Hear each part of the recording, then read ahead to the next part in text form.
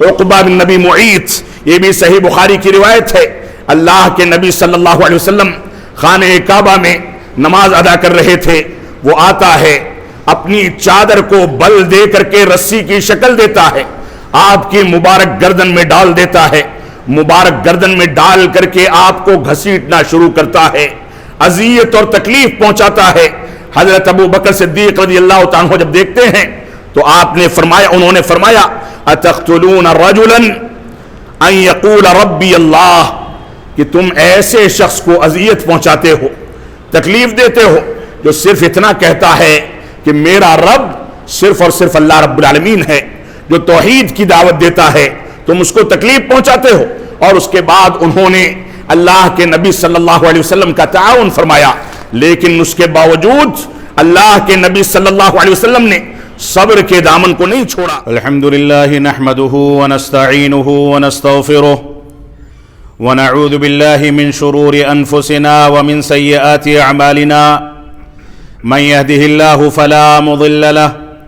ومن يضلل فلا هادي له، واشهد ان لا اله الا الله وحده لا شريك له، واشهد ان محمدا عبده ورسوله، اما بعد فان خير الحديث كتاب الله، وخير الهدي هدي محمد صلى الله عليه وسلم، وشر الامور محدثاتها، وكل محدثة بدعة، وكل بدعة ضلالة، وكل ضلالة في النار۔ فأعوذ بالله السميع العليم من الشيطان الرجيم، بسم الله الرحمن الرحيم، ولقد نعلم أنك يضيق صدرك بما يقولون فسبح بحمد ربك وكن من الساجدين، واعبد ربك حتى يأتيك اليقين۔ محترم سامعین کرام، بزرگان دین اور نوجوان ساتھیوں، مسلسل کئی خطبات جمعہ سے رسول اکرم صلی اللہ علیہ وسلم کی سیرت مبارکہ، آپ کی بعض خاص صفات اور امت مسلمہ سے اس کے مطالبات کے بارے میں گفتگو چل رہی ہے۔ گزشتہ خطبہ جمعہ میں آپ حضرات سے یہ گزارش اور اپیل کی گئی تھی کہ رسول اکرم صلی اللہ علیہ وسلم جس انداز سے زہد و ورع اور قناعت کی زندگی گزارتے تھے، مسلمانوں کی ذمہ داری ہے کہ رسول اکرم صلی اللہ علیہ وسلم کی سیرت مبارکہ میں ان گوشوں کو تیار کر کے، ان کو تلاش کر کے اپنے بچوں کی اور نئی نسلوں کی تربیت اسی انداز اور اسی پیمانے میں کی جائے۔ آج کے دور میں مسلمان اگر دوسروں پر انگلیاں اٹھانی ہوں، دوسروں پر تنقیدیں کرنی ہوں، دوسروں پر اعتراضات کرنے ہوں، دوسروں پر نوک جھوک کرنا ہو، تو اس کے لیے دوسروں کے سارے عیوب اس کو نظر آتے ہیں، لیکن جہاں اپنی ذات کے عیوب اپنی گریبان میں جھانک کر کے اپنی زندگی پر غور و تدبر کرنے کا معاملہ ہو، تو اکثر مسلمان، یہاں تک کہ مسلمانوں کی عوام اور خواص، سارے کے سارے لوگ اپنے نجی معاملات میں اس کو نظر انداز کرتے ہیں۔ شادی بیاہ میں فضول خرچی کرنی ہو، رشتہ داریوں کے قیام میں دنیا داری کا لحاظ کرنا ہو، دنیا میں شوخی بھری زندگی اور فضول خرچی اور اسراف و تبذیر پر مبنی زندگی ہو، ان ساری کی ساری چیزوں میں ہم دوسروں کے لیے تو ضابطے بتاتے ہیں، لیکن اپنی زندگی میں ان کو نافذ کرنا، ان کے مطابق زندگی کو ڈھالنا، رسول اکرم صلی اللہ علیہ وسلم کی سیرت مبارکہ کو سامنے رکھ کر کے تواضع، انکساری، سادگی، زہد و ورع اور قناعت کی زندگی گزارنی ہو، تو ہمیں اپنی زندگی میں نہ وہ صفات نظر آتی ہیں، نہ ان چیزوں کو ہم اپنانے کے لیے تیار ہیں۔ ہماری ذمہ داری ہے کہ ہم رسول اکرم صلی اللہ علیہ وسلم کی سیرت مبارکہ کو، آپ کی سیرت مبارکہ کے تمام گوشوں کو، تمام پہلوؤں کو سامنے رکھ کر کے اپنی زندگی کو اس کے مطابق ڈھالیں۔ آپ کیسے چلتے تھے، کیسے سوتے اور بیدار ہوتے تھے، قضاء حاجت اور استنجا کے آداب کون سے اختیار کرتے تھے، پانی پینے کا کون سا طریقہ اپناتے تھے، بیویوں کے ساتھ آپ کا تعامل کیا تھا، بچوں کی تربیت میں آپ کون سے مواقف کو اختیار کرتے تھے، آپ چلتے تھے تو آپ کی نگاہیں کہاں ہوتی تھی، چڑھائی پر چڑھتے تھے تو اس میں کون سا طریقہ اختیار کرتے تھے، ڈھلان پر اترتے تھے تو کون سے آداب اختیار کیے جاتے تھے، زندگی کے تمام گوشوں کی پوری تفصیلات رسول اکرم صلی اللہ علیہ وسلم کی سیرت مبارکہ کے اندر موجود ہے۔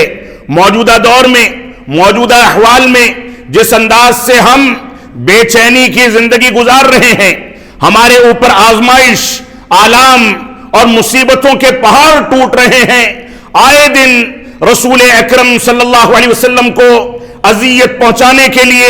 آپ کی ذات مبارکہ پر کیچڑیں اچھالی جاتی ہیں، رسول اکرم صلی اللہ علیہ وسلم کے اوپر غلط انداز کے تبصرے کیے جاتے ہیں، مسلمانوں کو پریشان کیا جاتا ہے، قرآن مجید کی بے ادبی کی جاتی ہے، مسلمانوں کے لیے ان کی زندگی کے دائرے کو تنگ کیا جاتا ہے۔ ایسے احوال میں رسول اکرم صلی اللہ علیہ وسلم نے کون سا طریقہ اختیار کیا؟ کیا ایسے احوال میں ہم اپنے اعمال کو نظر انداز کر کے اپنی جانب سے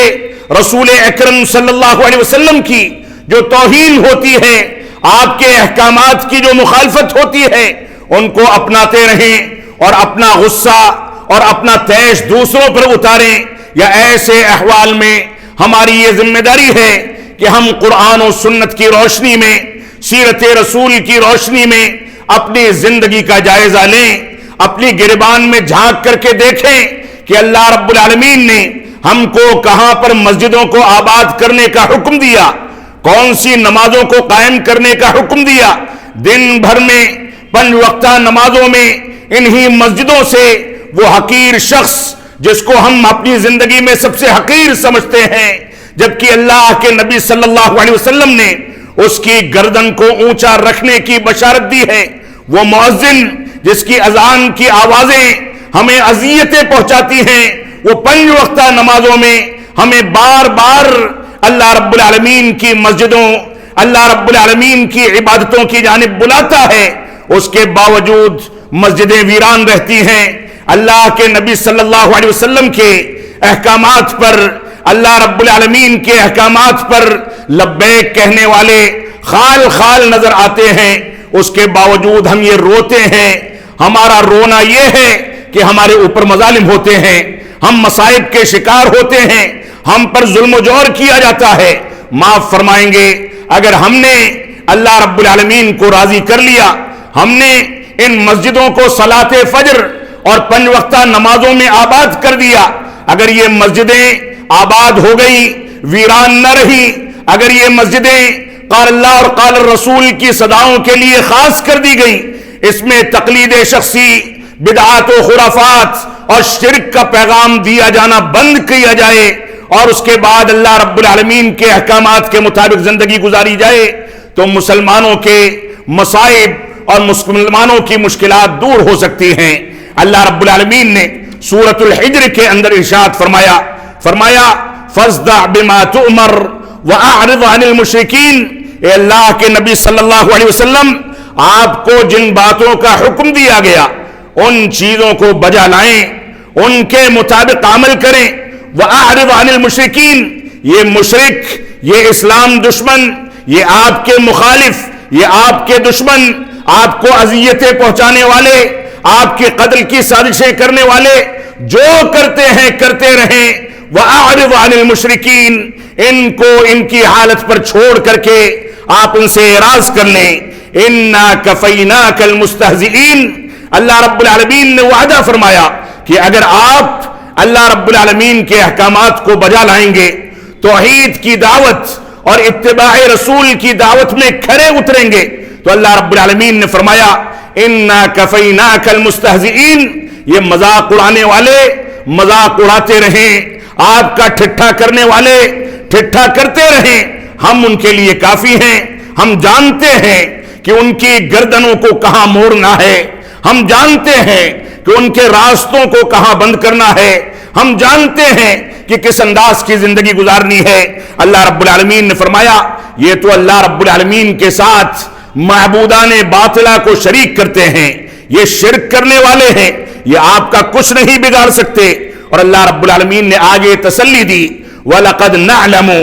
أَنَّكَ يَضِيقُ صَدْرُكَ بِمَا يَقُولُونَ، ہم جانتے ہیں کہ آپ ان کی کہی ہوئی باتیں، ان کی اذیتوں اور ان کی جانب سے آپ کو جو تکلیفیں پہنچائی جاتی ہیں ان کی وجہ سے آپ کا مبارک سینہ اور آپ کا دل تنگ ہوتا ہے، آپ تکلیف محسوس کرتے ہیں۔ اللہ رب العالمین نے فرمایا اس تکلیف کو نظر انداز کر دیں، ان سے اعراض کر لیں۔ اور اس کے بعد فرمایا فَسَبِّحْ بِحَمْدِ رَبِّكَ وَكُن مِّنَ السَّاجِدِينَ، مشکلات جتنی بھی بڑھیں آپ اللہ رب العالمین کی حمد و ثنا کو بڑھا دیں، سجدہ کرنے کی کیفیت میں اللہ رب العالمین سے دعائیں کریں، لمبے لمبے سجدوں میں اللہ رب العالمین سے روئیں اور گڑگڑائیں۔ وَاعْبُدْ رَبَّكَ حَتَّى يَأْتِيَكَ الْيَقِينُ، اور اللہ رب العالمین کی عبادت کرتے رہیں یہاں تک کہ آپ کو موت آ جائے، آپ اس دنیا سے رخصت ہو جائیں۔ اللہ رب العالمین نے رسول اکرم صلی اللہ علیہ وسلم کو واضح طریقے سے مشرکوں کی اذیتوں پر جو تکلیفیں پہنچتی تھیں ان پر تسلی دے کر کے صبر کرنے، عبادات کے ذریعے اپنا سہارا اختیار کرنے، عبادات کے ذریعے اللہ رب العالمین کی مدد حاصل کرنے کا حکم دیا ہے۔ اور اللہ رب العالمین نے قرآن مجید میں مختلف مقامات پر اس بات کا حکم مسلمانوں کو بھی دیا کہ تم لوگ مصیبتوں پر اللہ رب العالمین کا تعاون حاصل کرنا چاہتے ہو تو ایسی صورت میں نمازوں کے ذریعے، صبر کے ذریعے، اللہ کی عبادت کے ذریعے مدد طلب کی جائے۔ تیش میں آ کر کے اپنے اعمال کو نظر انداز کر کے کسی کی مدد نہیں آتی، اس وجہ سے ہماری ذمہ داری ہے کہ ہم اس طریقے کی زندگی گزاریں۔ اللہ رب العالمین نے ایسے انداز میں تکلیفوں پر صبر کرنے والوں کو بہت ساری بشارتیں سنائی ہیں۔ اللہ رب العالمین نے اس صبر کو ثواب عظیم قرار دیا، صبر کرنے والوں سے محبت کا اعلان فرمایا، مصائب پر صبر کرنے والوں کے لیے جنت کی بشارتیں سنائی۔ اللہ رب العالمین نے یہ بھی فرمایا ان اللہ مع الصابرین، کہ اللہ رب العالمین صبر کرنے والوں کے ساتھ ہے۔ صبر کرنے کا سب سے بڑا نتیجہ یہ ہے کہ اللہ رب العالمین کی معیت اور اللہ رب العالمین کا ساتھ نصیب ہوتا ہے۔ اسی طریقے سے اللہ رب العالمین نے اور رسول اکرم صلی اللہ علیہ وسلم نے اس صبر کو اللہ رب العالمین کی سب سے بڑی نعمت اور سب سے بڑا انعام قرار دیا۔ اللہ رب العالمین نے اور رسول اکرم صلی اللہ علیہ وسلم نے اس صبر کو اختیار کرنے والوں کے بارے میں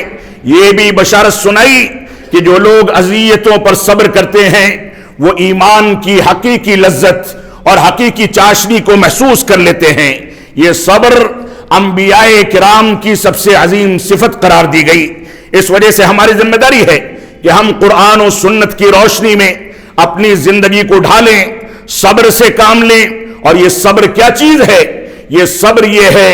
کہ انسان اپنے آپ کو اللہ رب العالمین کی اطاعت پر سنبھال کر کے رکھے، اسی پر روک کر کے رکھے، نمازیں ادا کرے تو صبر کرے اور صبر کر کے اس کے اندر استقامت پیدا کرے۔ انسان گناہوں کو چھوڑ دے، اللہ رب العالمین کے احکامات کی مخالفت کو چھوڑ کر کے ثواب کے کاموں پر اپنے آپ کو جما لے، یہی صبر ہے۔ اس وجہ سے ہماری ذمہ داری یہ ہے کہ صبر کے صحیح مفہوم کو سامنے رکھ کر کے ہم زندگی گزاریں اور آئیں اور دیکھیں کہ اس نبی آخر الزمان جناب محمد الرسول اللہ صلی اللہ علیہ وسلم کی مبارک زندگی میں اس صبر کا کیا مرحلہ تھا، کون سے اسالیب آپ نے اختیار کیے، کس انداز سے آپ نے زندگی گزاری۔ اللہ کے نبی صلی اللہ علیہ وسلم کو کفار و مشرکین مکہ نے نبوت کے دعوے کے بعد، اسلام کا اور توحید کا پیغام دینے کے بعد سب سے پہلے مشرکوں نے اور کفار نے آپ کو اذیتیں پہنچانی شروع کی۔ اللہ کے نبی صلی اللہ علیہ وسلم کو مجنون اور پاگل کہا گیا، آپ کو شاعر کہا گیا، آپ کو اسی طریقے سے جھوٹا نبی قرار دیا گیا۔ یہ کہا گیا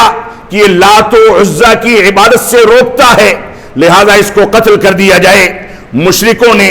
صرف اتہامات پر اور زبان سے اذیتیں پہنچانے پر صبر نہیں کیا، بلکہ مزید اذیتیں پہنچانے لگے۔ سجدے کی حالت میں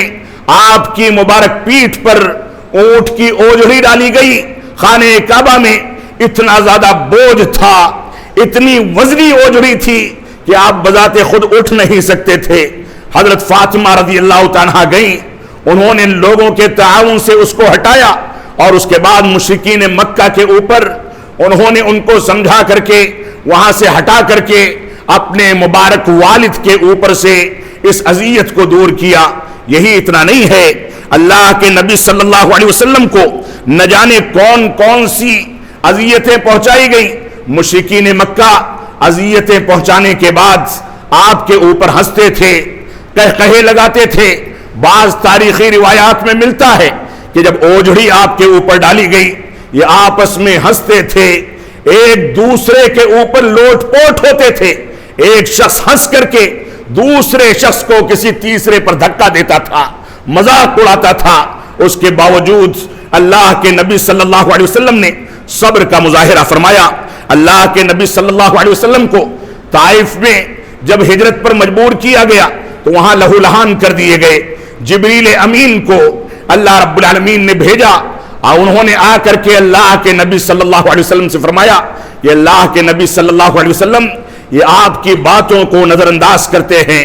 آپ کو جھٹلاتے ہیں، آپ کو اذیتیں پہنچاتے ہیں، آپ کے اوپر پتھروں کی بارش کرتے ہیں۔ آپ اجازت دیں تو یہ پہاڑوں کا فرشتہ موجود ہے، اس کو حکم دیں یہ دونوں پہاڑیوں کے درمیان طائف والوں کو پیس کر کے تباہ و برباد کر دے۔ تو اللہ کے نبی صلی اللہ علیہ وسلم کے وہ تاریخی الفاظ جو صحیح بخاری کے اندر موجود ہیں، آپ نے فرمایا بل ارجو ان یخرج اللہ من اصلابہم من یعبد اللہ وحدہ لا یشرک بہ شیئا۔ میں اس بات کی امید اور توقع رکھتا ہوں کہ اللہ رب العالمین انہی طائف والے کفار و مشرکین میں سے، ان کی پیٹھ میں سے،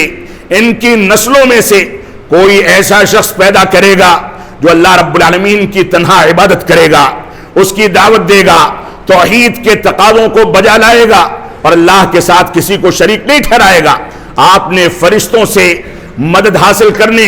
ان کے اوپر عذاب نازل کرنے کے اختیارات کو نکار دیا اور صبر سے کام لیا، اور نتیجہ یہی ہوا کہ آگے کے دور میں مسلمانوں کے درمیان ایسے ایسے کمانڈر، ایسے ایسے صحابہ کرام پیدا ہوئے جو اسی طائف سے پیدا ہو کر کے پورے اسلام کی عزت و وقار کا ذریعہ بنائے گئے۔ یہ اللہ کے نبی صلی اللہ علیہ وسلم کے صبر کا نتیجہ تھا۔ اسی طریقے سے آپ دیکھیں عقبہ بن نبی معیط، یہ بھی صحیح بخاری کی روایت ہے، اللہ کے نبی صلی اللہ علیہ وسلم خانہ کعبہ میں نماز ادا کر رہے تھے۔ وہ آتا ہے، اپنی چادر کو بل دے کر کے رسی کی شکل دیتا ہے، آپ کی مبارک گردن میں ڈال دیتا ہے، مبارک گردن میں ڈال کر کے آپ کو گھسیٹنا شروع کرتا ہے، اذیت اور تکلیف پہنچاتا ہے۔ حضرت ابو بکر صدیق رضی اللہ تعالیٰ عنہ جب دیکھتے ہیں تو آپ نے فرمایا، انہوں نے فرمایا اتقتلون رجلا ان یقول ربی اللہ، کہ تم ایسے شخص کو اذیت پہنچاتے ہو، تکلیف دیتے ہو جو صرف اتنا کہتا ہے کہ میرا رب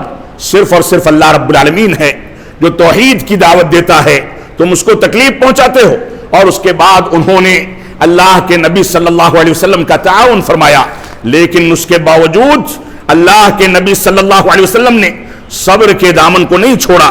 ابو جہل نے ذوالمجاز کے بازار میں عین بھیڑ کے درمیان رسول اکرم صلی اللہ علیہ وسلم پر پتھر پھینکے،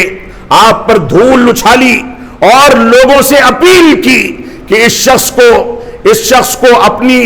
توجہ کا مرکز نہ بننے دو، یہ شخص جھوٹا ہے، لات و عزا کا انکار کرتا ہے۔ لیکن اس کے باوجود اللہ کے نبی صلی اللہ علیہ وسلم توحید کی دعوت پر ڈٹے رہے۔ اللہ کے نبی صلی اللہ علیہ وسلم کو قتل کرنے کے لیے ان لوگوں نے باقاعدہ لوگوں سے سودا کیا کہ آپ کو جان سے مار دیا جائے، لیکن ناکام رہے۔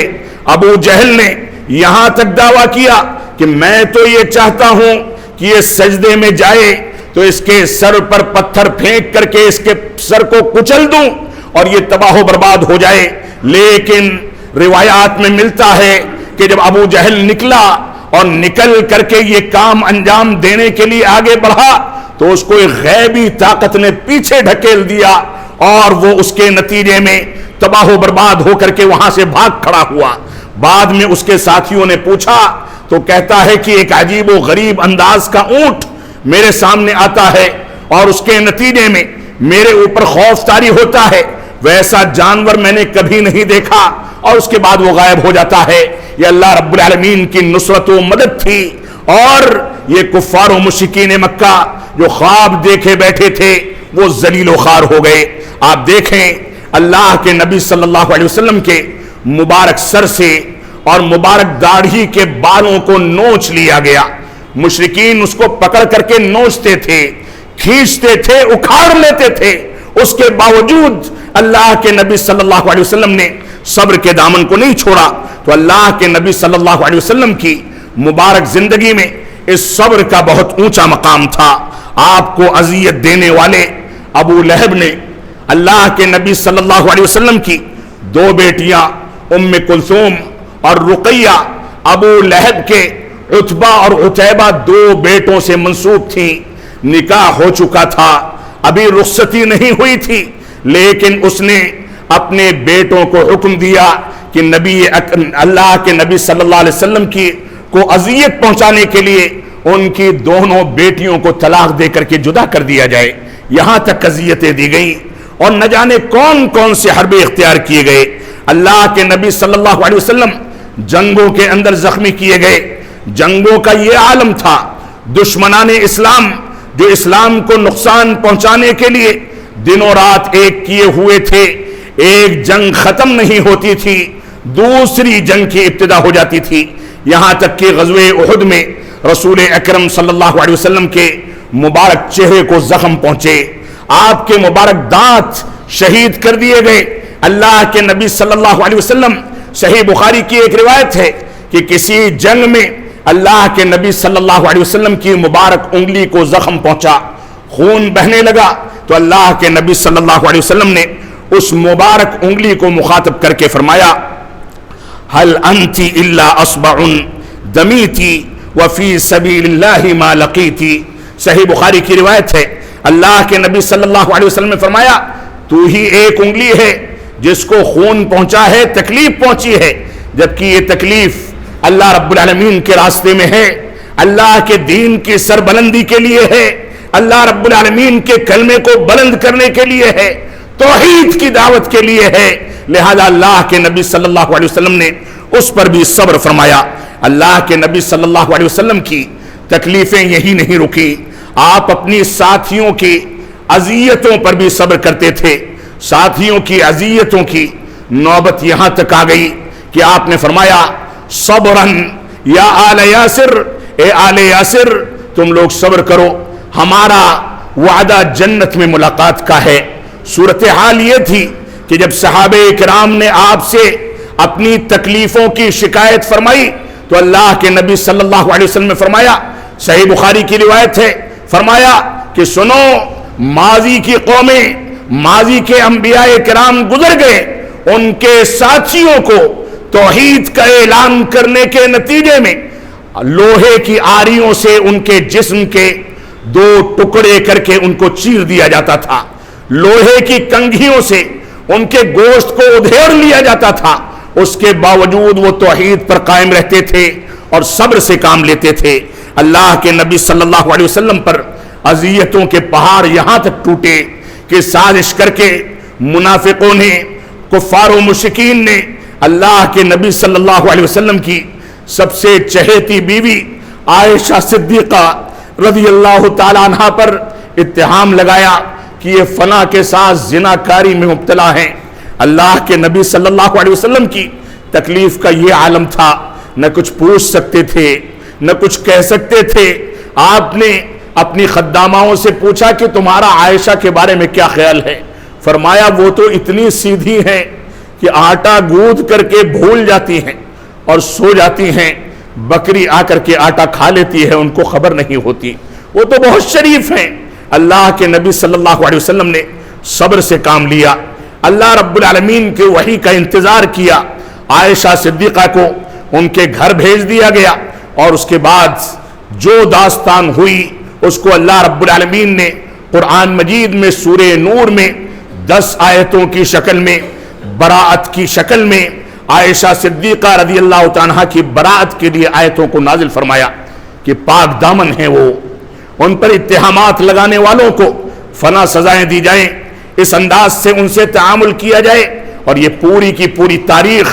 سیرت کا حصہ ہے، لیکن اس کے باوجود اللہ کے نبی صلی اللہ علیہ وسلم نے صبر کے دامن کو نہیں چھوڑا۔ اللہ کے نبی صلی اللہ علیہ وسلم کی صبر کی یہ کیفیت تھی